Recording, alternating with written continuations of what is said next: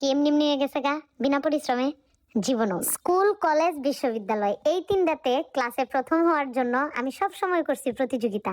কিন্তু যেই দিন আমি বিয়ে করে এই সংসারটাতে ঢুকছি সেই দিন থেকে শুরু করছি আরেকটা যুদ্ধ, যেটার নাম পরিশ্রম। যুদ্ধ করে কোনোদিন শাশুড়ির মন জয় করতে পারতেন না, বরং পরিশ্রম করলেই শাশুড়ির মন জয় করা খুবই সহজ।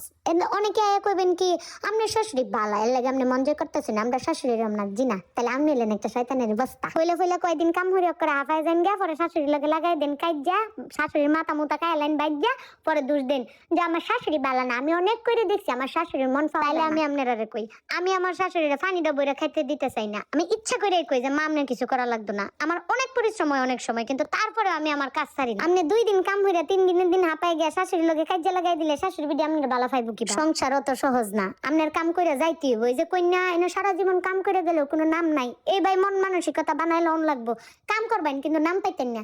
এই উদ্দেশ্যে যদি সংসারে নাম হইতে সংসার আপনি জয় হইতে পারবেন। আর যদি আপনি সংসারে ঢুকে কামের বদলে নাম খুঁজ দিতে হইতে জীবন আপনি কোনোদিন নাম কামাই পারতেন না। এটাই সংসারের সিস্টেম। এই যে দেখেন আমার জামাই আমার 10 টাকা দিলে আমি 8 টাকার জিনিস আমার লাগে কিনলে 2 টাকার জিনিস আমার শাশুড়ি মার লাগে কিনি।